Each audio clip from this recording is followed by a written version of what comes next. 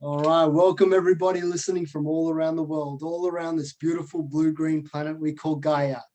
Welcome everybody listening here in Australia, this beautiful country of ours.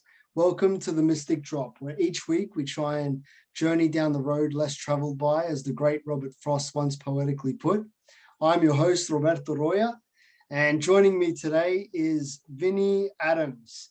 Vinnie is a father, a UFO researcher, and paranormal enthusiast.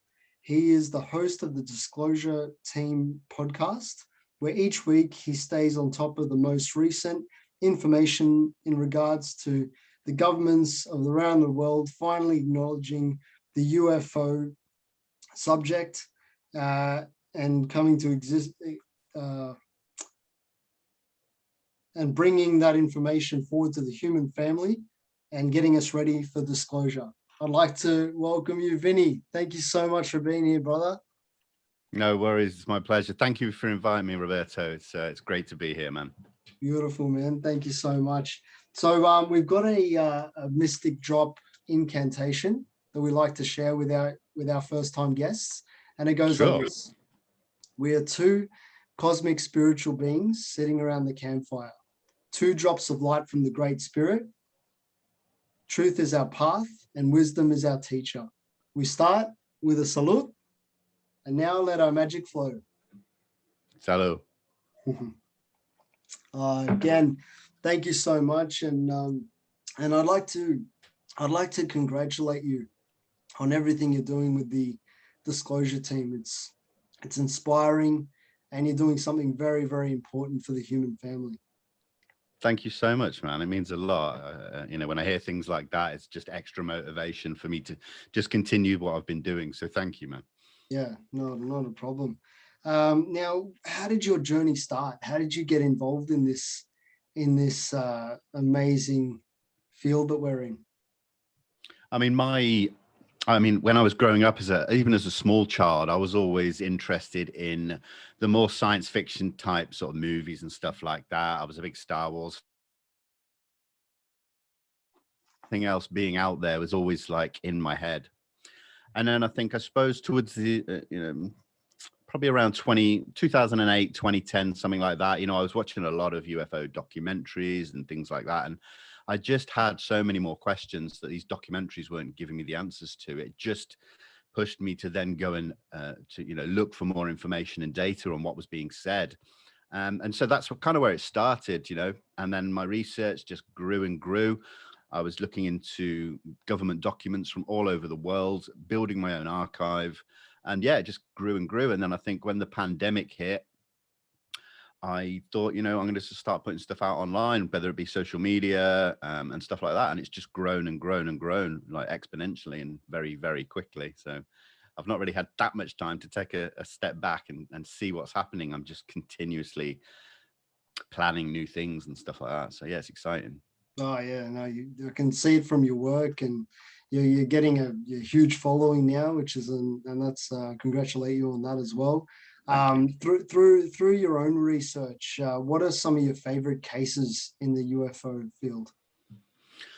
There's a few I'd probably mention. As far as slightly older cases, I think the Socorro, New Mexico, Lonnie Zamora, 1964, where he witnessed what many might say now was a white Tic Tac craft, on the side of the road in the desert with two beings outside of it. Lonnie Zamora was a credible witness, I believe. And the case has never been fully explained away as anything prosaic. It's definitely one of those that really stands out as a genuine, ET or UFO case. And then moving a bit more recently, I'm obviously a huge fan of the Nimitz encounters, with Commander Fravor, Alex Dietrich, Chad Underwood, and then the guys on the USS Princeton, Jason Turner, Gary Voorhees, Sean Cahill, so many credible military trained observer witnesses. So that case really stands out. And then I always talk about one other case that's not so well known, and it comes from Holland in 1979. And it's the Soesterberg case, where this huge black triangle was witnessed over a joint Dutch-US military base, multiple military witnesses, probably about 12 witnesses. and it's just an incredible case. So that's one I've only been looking at for the last few months, but it's a case that I'm very interested in and hoping to go and visit the site and possibly even make a documentary on it. So, yeah. So that's coming up in the works for you. Hopefully, yeah. Just when all this travel post-COVID stuff is figured out, I can really like plan it properly, you know? Yeah, it's just nuts what's going on at the moment. Like this, the whole world is at a stop, you know. Yeah. So yeah, I love traveling as well and exploring the world, and can't wait to get back to that. Even maybe one day come to you guys and share a vino together. That'd be amazing, man. Anytime. Yeah. So just imagine for a second that we're we're past disclosure. We're in the after disclosure world, and there's open contact with these beings that are, you know, crafting the UFOs and everything. If you had the opportunity to sit down in one of your interviews with one of these beings, what would you ask, and how would the conversation flow? That's a great question and quite a difficult one. But I think given that opportunity, I would really ask them if they know about us as a human race, where we came from. Did they play a part in it, you know, or was it just a simple case of Darwinian evolution? I think knowing where we as a human race come from will really help where we're going further down the road. So I think that would lay out the foundation of where the interview goes, because if they did have a part in it, I'd kind of then go into the whys and have they done it elsewhere throughout the universe or even multiverse, however, you know, that pans out, that side of things. Yeah, and just get an idea about, you know, how they see us in the future. Do we have it in us to change and stop destroying this planet and fighting these wars over stupid things, in my opinion, you know? So yeah, I think that's kind of where I'd go. The real big heavy hitting questions, first of all. Yeah, exactly. That's right. And staying on this subject, you know, how do you prepare and go about your interviews with people? I mean, it's slightly different.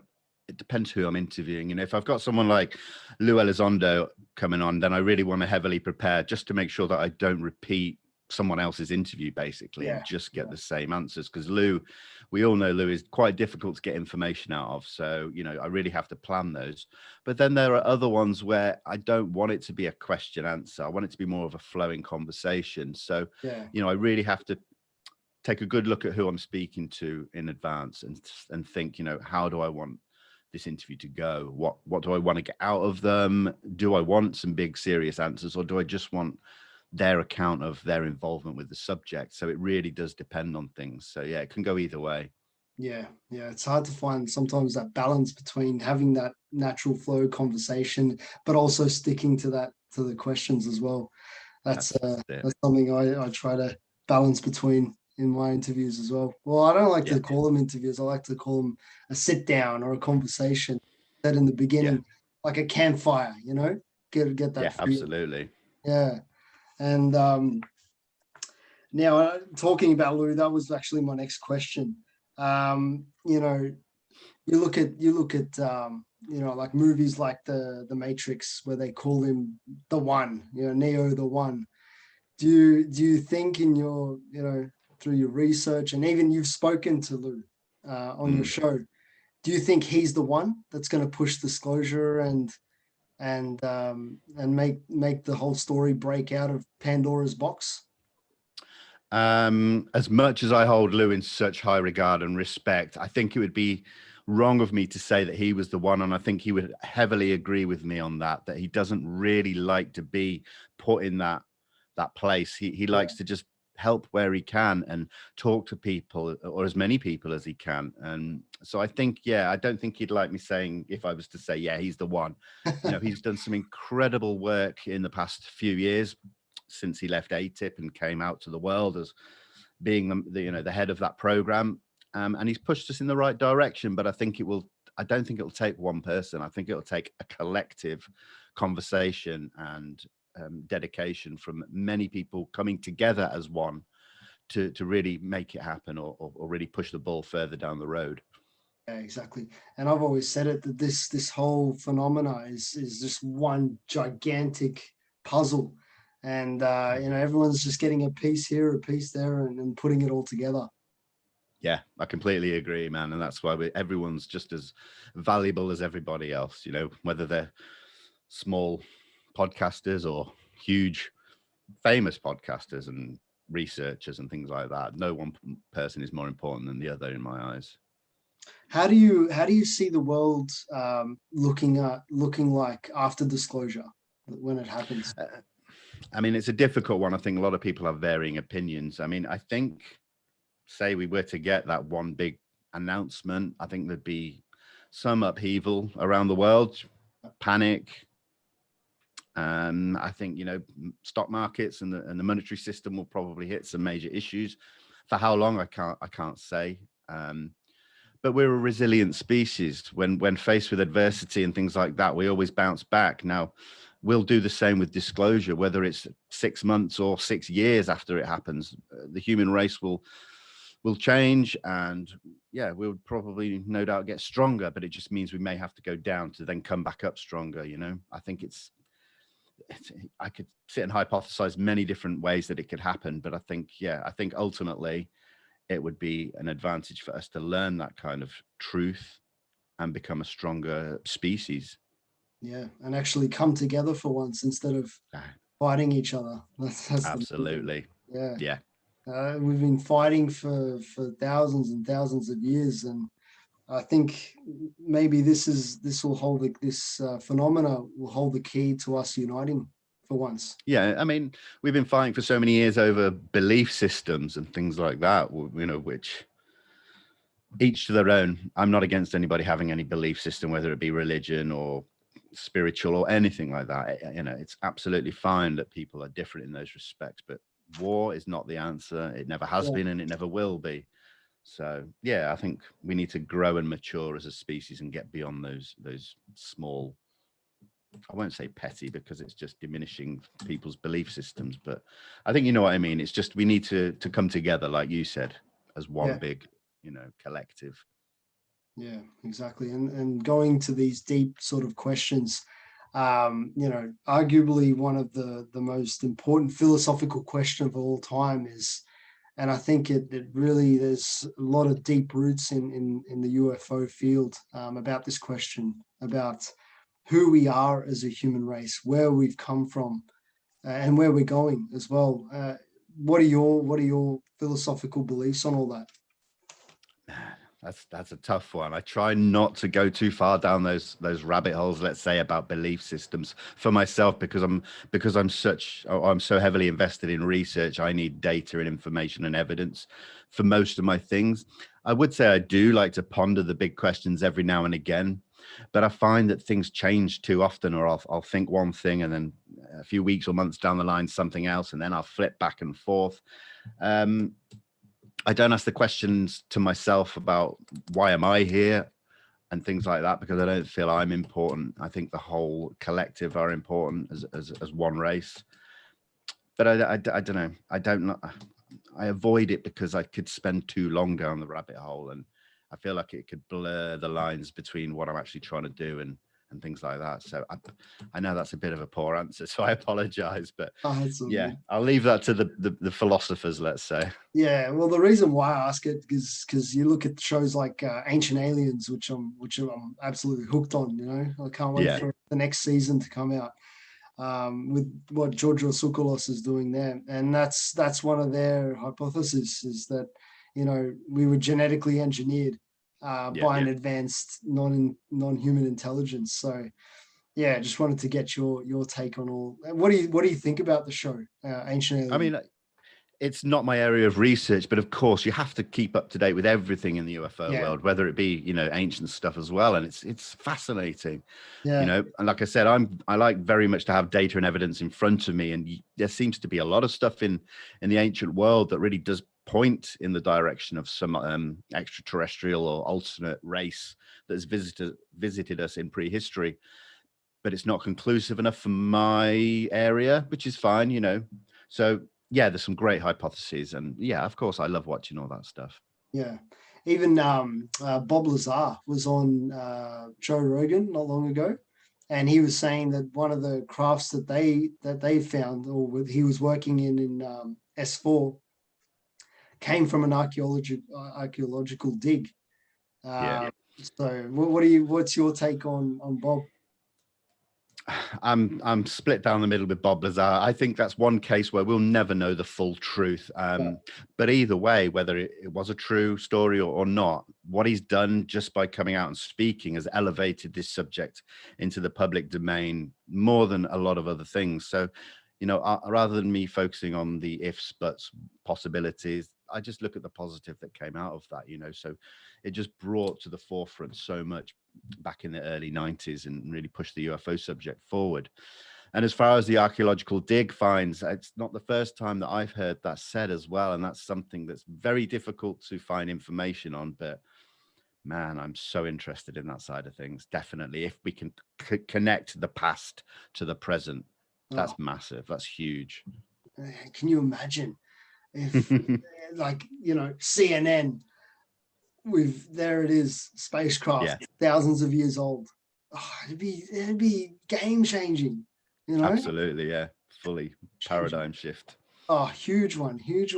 What did you think about the in 2017, at the end of 2017, when the New York Times, blew the story out across the front page of their newspaper? What was your take on all that? How did you feel? I was blown away. My daughter was born at the start of December 2017. So beautiful. It was literally like a week and a half, 2 weeks later, I woke up. I was up early one morning with my daughter, and I just saw this breaking across the US media. And I was like, oh my goodness, is this it, kind of thing? Is this the beginning of, this big step that we've been waiting for so long? So I was excited. I'd already watched the TTSA presentation in October 2017, where they announced who was involved and things like that. And I just felt like the end of that year, with just the ball just started rolling huge. So yeah, everything ramped up from there. My research certainly ramped up from there with the release of the 3 Navy videos and all the testimony that came out over the first 6 to 12 months into 2018. It was incredible. Yeah, I remember I lived not far from the beach. It was a nice, coming into summer, and I was at the beach and the story broke. I remember Jimmy Church jumped on like on a weekend where he doesn't usually get on there, and he was on straight away doing a live. And there was just so much traction back then. Yeah. It was amazing time. Definitely. I think the fact that we saw this huge media company put it out, front page news, and it wasn't just the New York Times, Washington Post, Politico, some of the big heavy hitting media corporations that say, it was all over them. It was incredible. Yeah. So, yeah. And, it's been steamrolling the last few years with the UAP report that came out, which it was expected what they put out, but a bit of hope in there as well. Like I think there was just a beginning, and the Navy's admitted it now. What's your take on all that? Yeah, I mean, it was exciting when the 180-day report was announced. Yeah. But again, for me personally, I kept my expectations very low, just because we know from historic aspects that they don't like talking about it. So, and they try and avoid things like that. So I wasn't expecting much, if anything at all. And I think it became quite clear through my research across those 180 days that the UAP task force was very understaffed and underfunded. The fact that COVID was, huge at the time as well, really would have impacted their access to some of the data and information from the 3-letter agencies. So I knew it was going to be a real struggle to get any valid and strong information. Yeah. Now, I was pleased when the preliminary assessment came out, the public version. A lot of people were disappointed, but it just did point in the right direction. Even if it was not full of juicy information, it did show that it was being taken seriously, and that, given the right funding and staffing, with the backing of Congress and the Inspector General as well, that it would certainly give us something to look forward to. I think, we've waited 70, 80 years for this information. I think we can wait, another year or a few years, let's say, for them to really do their job. Yeah, I've always thought, and other people have said this as well, that disclosure is not in the hands of the government or the media or even even the secret keepers. It's in the hands of them, whoever they are, whatever they're doing. What's your take on that? It is. I mean, it would be great. It would stop us a whole lot of trouble and waiting around if they just come and show themselves. Obviously, that'd be great. But I think also that the power's more in our hands as the public. We can't forget the government works for us. Exactly. I know we don't have much power over them, but I think coming together would create some movement or something that can really put the pressure on them, because the door has been swung wide open now and it ain't going to be shut again. So we just got to keep that momentum going by coming together and stop all the petty infighting that we see throughout ufology that's been going on for a long time. It's 100%. okay, like we said, with belief systems and that we can have different belief systems within the UFO community, but at the end of the day, we pretty much all want the same answer. Yeah. So we can put all that aside and just join forces and put the pressure on. Yeah, there's some big egos in our community, huge egos, Unfortunately, yeah. and since Tom DeLonge came along, since Lou Elizondo came along, Christopher Mellon as well, there's some big figures in our community. I won't name names. I'm gonna won't name names, but you know who I'm talking about, Have a and pretty good idea. yeah, and it's just been this like clash, and but the thing is, we're all aiming towards the same end goal. So why can't we all Absolutely. work together, and have a bit of trust in each other? What do you think? Yeah, absolutely, man. I mean, I think when we get these slightly quiet periods as well, that people get bored and so they turn on each other. It's Mm, in human nature, unfortunately, that people have to go somewhere to get their get their claws or their teeth into something or somebody. And it's unfortunate, and I really do make an effort to try and steer clear from all of that, because it just wastes time when we could be doing so much more positive things, even if it's going away and doing individual research rather than sitting on Twitter having an argument with someone when neither of you have the answers. You just have a separate belief system. yeah, You're just going to go around in circles, until it's bedtime. Like, yeah, there's no winner. yeah, that's right. So yeah, make better use of your time. Yeah, exactly. And no, I'm gonna go there. So Dr. Stephen Greer, he says that they're all these beings. They're loving. If you're traveling through space, you've gotten over war, and all that. I don't 100% agree with it. I think there is some really dark. This was one of the later questions I was going to ask you. But yeah, I think there's some like really dark aspects to all this as well. And can you speculate on what that might be?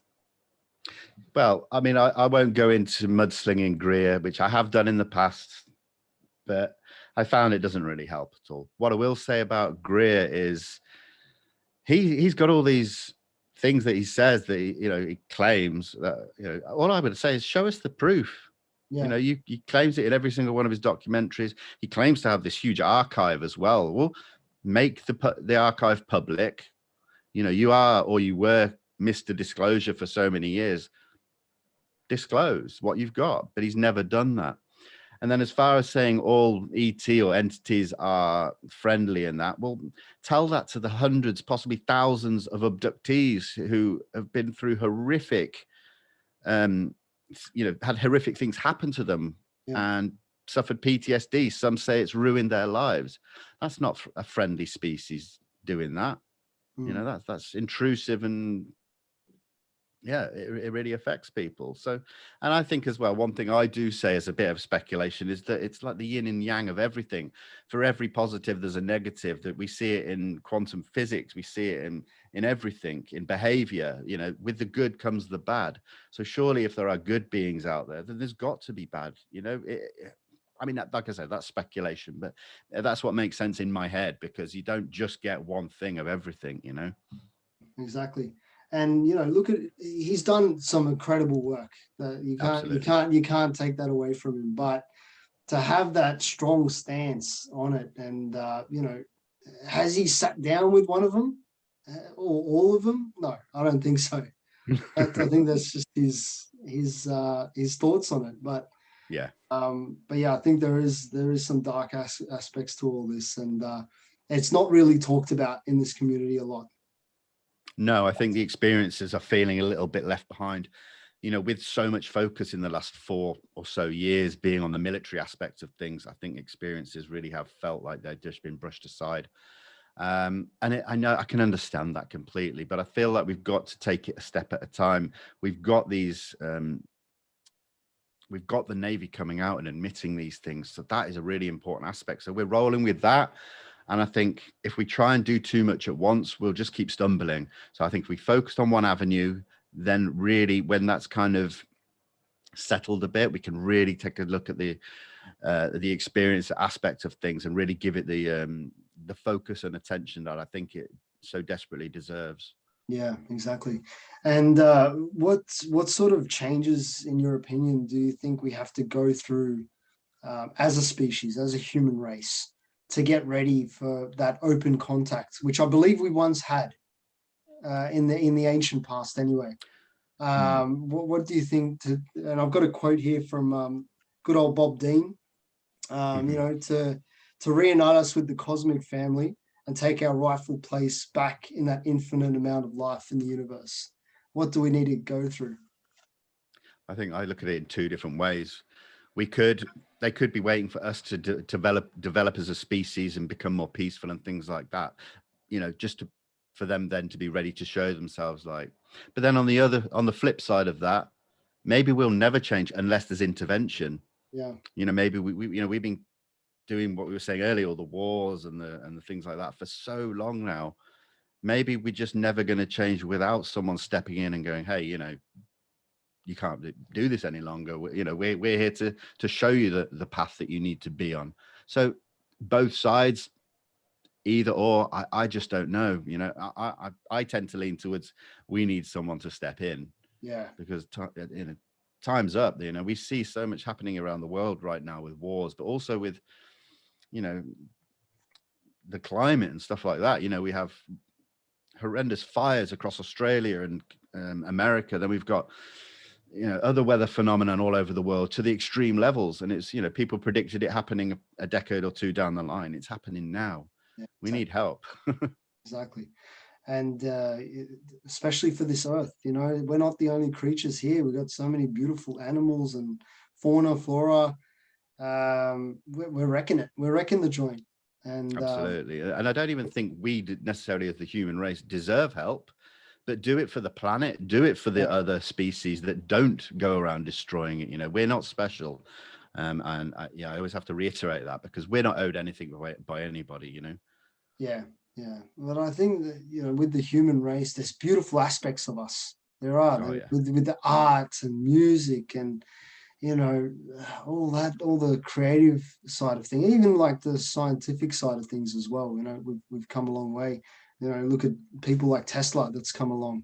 And I don't think he was one of us either. I think he came from somewhere else, but that's my own philosophical twist on that one. What do you think of his work? What it was incredible. It was so far ahead of its time, Yeah. I know his competitors at the time were I think trying to sabotage everything he was trying to do, and I think money played a part in that.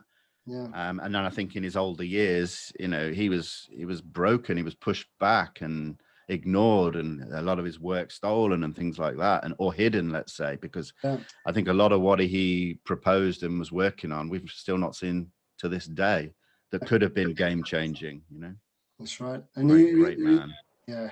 100%. And you look at, I don't know if you've ever read it, but there's a letter that was written by Einstein before he died to his daughter, I think it was. And it's all about love and the spirit. And, I think even Tesla said it. Once we bring technology and science with spirituality together, we're just we're shooting for the stars. Yeah, no, absolutely, man. And I think a lot of the things we forget as well is there are no borders except on a map. You know, we fight over land and countries and things like that. It's all, we made that up, Yeah, you exactly. know. I mean, yeah, a long time ago. It's time to forget that kind of thing. You know, there are so many little things like that that I sometimes find myself pondering about. Like, we're fighting over something that actually doesn't exist, like land barriers and borders and things like that. And yeah, it's crazy, man. And it's so funny because you say that, and borders, and especially with COVID, but yet these objects are flying wherever the hell they want to fly. No one's Yeah, stopping them. no, absolutely not. And the No way world's of put it stopping them. the world's put on a standstill with COVID, but yet these things are going everywhere. Yeah, absolutely, man. It's wild. Blows my mind every single day. What sort of researches and experiences do you look up to for inspiration, especially when you first started? Man, so many. I suppose going back to my earlier days, it would be people like George Knapp. Um, God, so many. Let me think. I mean, I'll admit now I followed Dr. Stephen Greer's work in the early days, you know, when it wasn't so well like it is now, let's say. But then I didn't have the knowledge to really know whether they were saying the right thing or putting out the right information. That's why it then pushed me into the direction of having to go and double check and research everything because the answers weren't quite there for me. John Mack was a huge one of mine. I love the work of John Mack. I mean, many other people, but maybe not all the aspects. Like I really like Stanton Friedman, but then sometimes I didn't like the way he like mudslinging at other people. Again, it's that kind of, I just steer so clear of that argumentative side. And it's not because I'm weak and I don't or can't argue my points. It's just I just think it's a waste of time when there are so many other things people can focus on. Always been a fan of Richard Dolan. I mean, I think the list could probably go on quite long. So yeah, I'll leave it at those for now. There's some really good ones there in that list.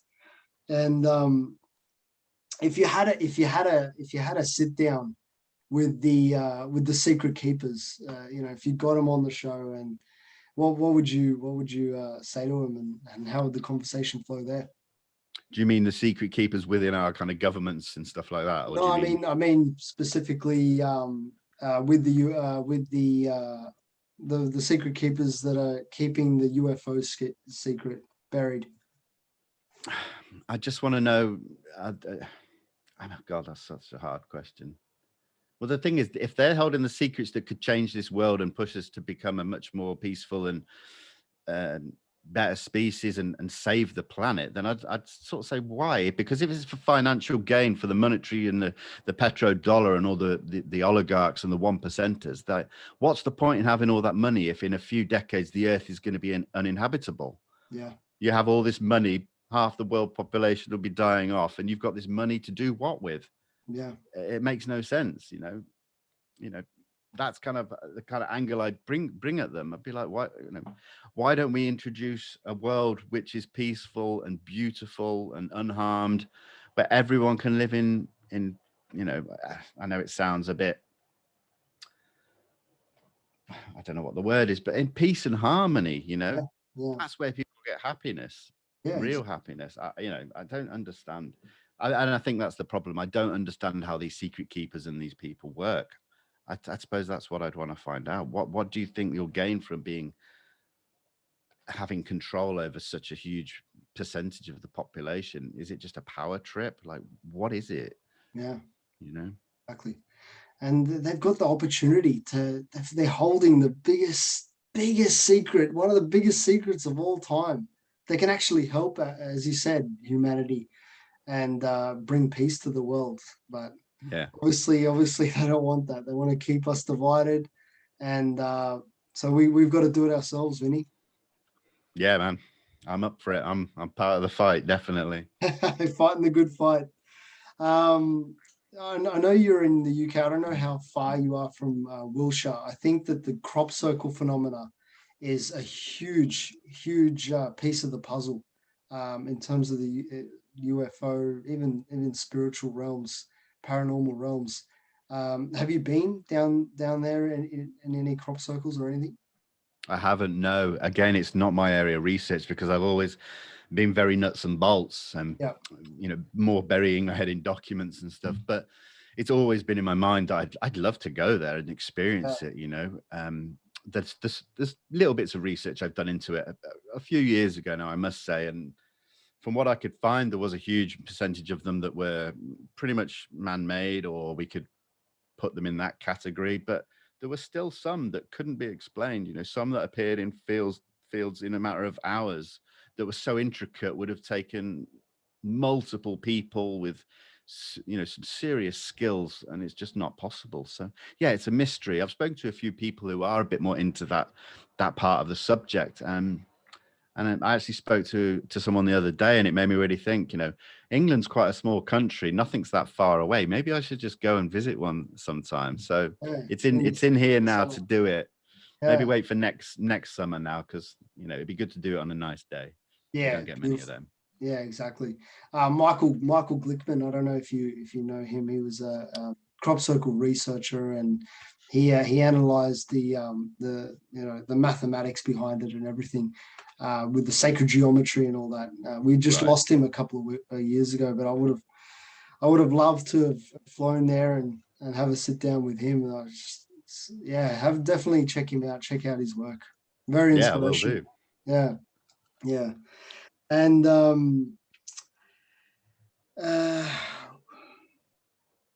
what are the biggest lessons that you've learned through this subject? Wow. Do you mean on a personal level? Personal level. Or do you mean? Yeah, I mean I think that nothing about this is to do with me. Ultimately, what I do, I do it all, but I'm not here. I never wanted to be the face of anything to do with this subject. I wanted to put out information anonymously. Yeah. It took me till I think I'd hit like 10,000 followers on Instagram, and no one knew who I was, what I looked like, or anything like that. And that's how I plan to keep it. Yeah. But then I kept getting messages from people saying that I should put my face on the camera. And then I remember I'd had a couple of glasses of vino one evening, and I was like, you know what, let's just do it. And yeah, I think it helped because it made people see that I'm just a normal person. People were shocked when they saw me. They thought I'd be some old gray-haired guy that, was just like the old school UFO researcher. And so I think it was nice to connect to people a bit more as a person. But again, it's not about me, and that's what I've learned so much. And then I've also learned that no matter what you do or how hard you try, you're going to get pushback. Yeah. You're going to get trolls. You're going to get people who disagree, and you cannot take it personally or take it to heart, because if you do, it'll just break you. At first, when I was getting that, I was trying to come back at people like, why do you think that of me? You don't know. Da, da, da. Now you just ignore it, because you can't do that. You can't go there with people, because some people just have it in them to put people down for their own benefit, even when what they're saying is not true. Yeah. So yeah, that's it really. Yeah. Well, another thing I've learned, I think, sorry to interrupt. No, thing I think is that I can really help other people who see what I'm doing and think, oh, I'd love to do that. And then I tell them, you really can, Exactly. 6 months ago, 8 months ago, I just had a small little page on Instagram. Yeah. That is it. I didn't have anything else. Now I'm here with YouTube channels and other things, with connections with people throughout the world of UFOs. And it's just through perseverance and hard work. I know it sounds cliche, but there's no secret to it. It's a passion. If you've got that passion, roll with it, And that's why I speak to people of all levels as well, it's not about me. It's about sharing the message and the research and the love for the subject. So it's such beautiful drops of wisdom right there, brother. Thank you. Yeah, no. That's just how I feel, Yeah, I feel exactly the same, and I've been following this for a while, and as I always love having these sort of deep and philosophical conversation with people, and I just decided recently, the way the world's going, I'm gonna chuck my hat in the ring as well, and Nice. how it goes. And you know what? Like the people that I had a beautiful discussion with Mary Rodwell, who I look up to. Wow. She's a real hero of mine, and the conversation flowed. You know, you put people on a pedestal, but we're all human at the end of the day with a story to Yeah. tell. And That's the thing, man. I can relate to that so much. Even now when I'm doing my interviews and stuff on YouTube, yeah, I get the nerves beforehand, or I expect the interview to go a certain way, and then when it happens, it's completely different to what I expected. You exactly. know, the Yeah, people that you think are going to be difficult, or you're really going to have to wrestle the information out of them. They sometimes are the ones that are most free flowing and stuff like that. So yeah, it's really taught me as well to don't judge people based on maybe what you've heard or what you've seen in the past and not interacted with them personally. And so that's really nice. yeah, exactly. It's a beautiful way to connect and share this very important information that we're surrounded by. Yeah. And I think it's reaching a lot more people. You know, 60 Minutes did it, did the big story on it, and Netflix just put out a new documentary as well. So we're getting there. We're getting there. We're doing it all together. I completely agree, man. The conversation is lost a bit of that taboo and that stigma. I Yeah, mean, there is still some there, but the conversation is being talked about publicly with people that have probably never had an interest in this subject up until the last year or two. Family members, friends. You can have those conversations. I get asked these days by people, "Oh, what are you up to these days?" And I'm like, "Oh God, here we go. What am I going to say?" And obviously, I'm going to tell them what I do, but how do I word it? yeah, And then I explain it to them, and like, "Oh wow, that's amazing. That's super interesting." Whereas, I think in the past you would have got, "Wow," like eyes rolling, kind of strange looks and stuff. So people are way more accepting of the subject. yeah. I can't wait for the subject to hit universities and having big open debates on television. And oh God, can you imagine? It's Yeah, just that'd be good, man. I'd love that. oh, Absolutely. and hopefully we can be a part of it. You know. That'd be fantastic. I'd do anything for this subject. um, if you had a time machine, these are just some random questions I'm going to chuck at you. Nice. No, that's Yeah, good. yeah, yeah. If you had a time machine, what periods of history would you like to travel back to? Nice question, man. Can I pick a few? Yeah, go for it. Go for it. I think first, if I had to go like right back, I'd want to go and see the dinosaurs, man.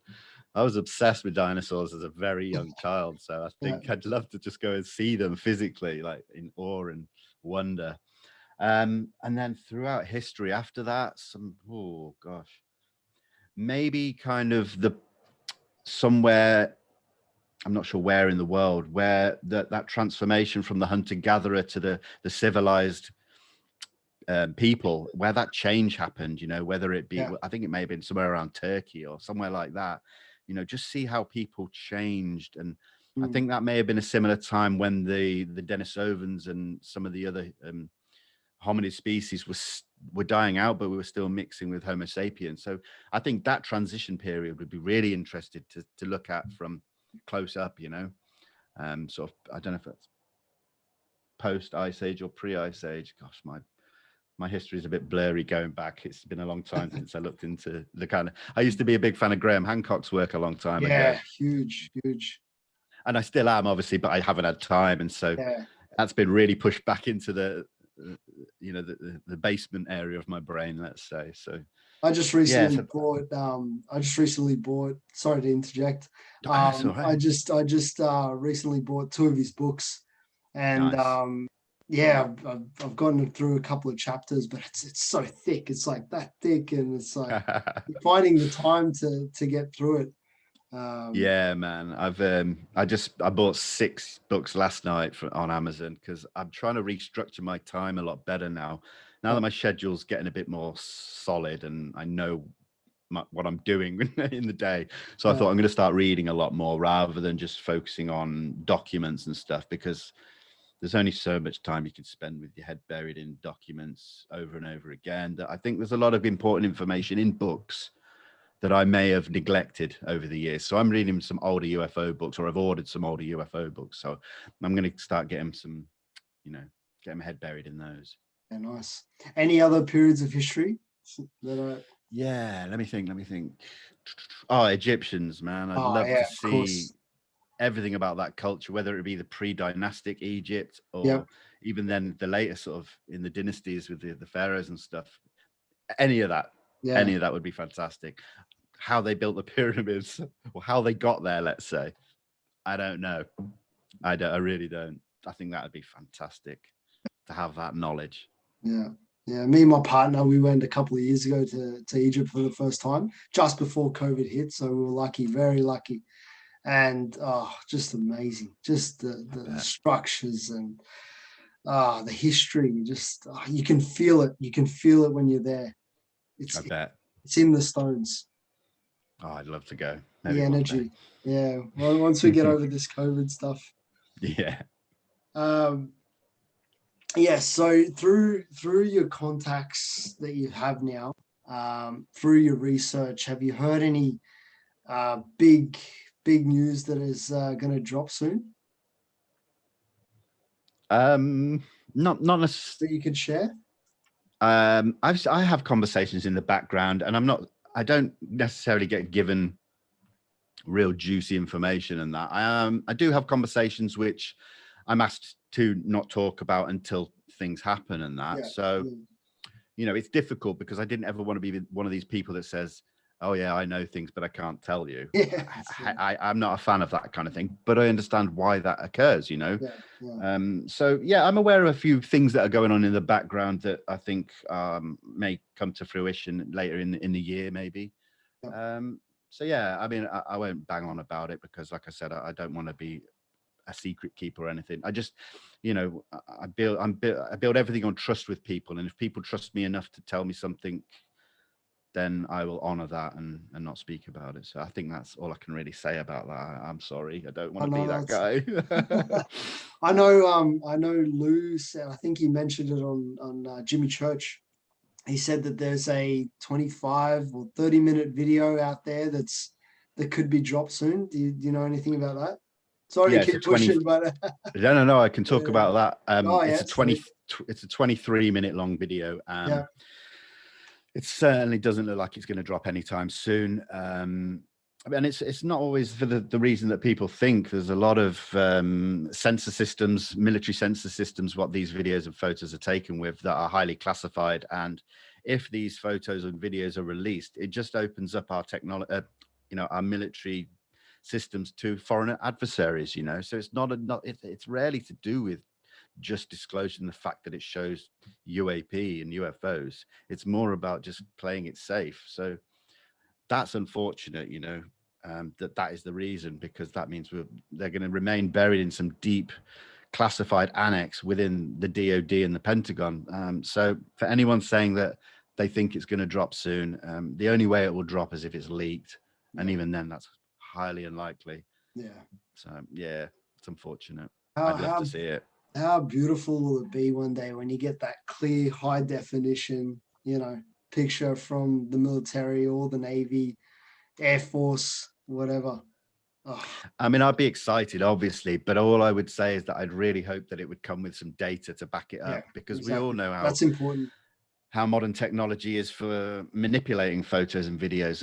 It's a great thing that we can Yeah, do that, yeah, but it's also a negative thing that you can put something out there and claim it's real, and people will believe it. And we see that time and time again with these UFO videos that fly around social media and YouTube and that, and people are arguing about whether it's real or not. And yeah, I don't like that kind of thing. yeah. You've spoken with Nick Pope, and I know you I have have. in your background sometimes you got that made up picture Oh, of the Calvine reproduction yes, photo. yeah, yeah. Has he given you any insight on that, or if they're going to release the real picture and story of what happened? To be honest, I recently spoke or did an interview on my YouTube channel with a Dr. David Clark, and he's probably the most prominent researcher. Well, he's an investigative journalist. He's probably done the best work on the Calvine case. Whether the photos will ever come out, it's really hard to say because we don't know exactly where they are. We know, I think we know quite well that the original photographers have still got the copies. Now, we don't know who they are, where they are, whether they're even still alive. So I doubt very much we'll see anything from that angle. Then there may be copies buried deep within the Ministry of Defense over here. Again, I don't think we'll get to see them. So it's difficult. I think, Dr. Clark is still working on trying to look into the case. And I'm lucky because I spoke to him on my YouTube channel, but he only lives 1 mile down the road from me. So I'm hoping to meet up with him in a couple of weeks and see if there's any, anything he can tell me. But we'll see. Again, I don't like to get my hopes up or get other people's hopes up about those things. So it's better to be to keep your expectations low, and then if anything ever does come out, great. Yeah, exactly. What messages of hope would you like to give humanity? I guess if I had to say something, it would be that, we can work together as a human race. We can put things aside, belief systems, religion, all that, for the greater good, because we don't want it to get to a point where we suddenly take a look around us and it's like, this world's done. We've pushed it too far, and we didn't take a step back and realize that we needed to do something. So there is hope out there. I've got a young daughter. She's 3 years old. I want there to be hope for her future, not for mine necessarily. I've had a good 40 odd years. Yeah. It's all about the next generations now, because they're the ones that have got to live with our mistakes and the things that we've done to damage this planet. And of course the generations before us. It wasn't just my generation, your generation. So I think, I'm a very positive person. I always try and look at the positive in everything, whether it be people or situations. And so, yeah, I just think if we didn't have hope, you kind of given up.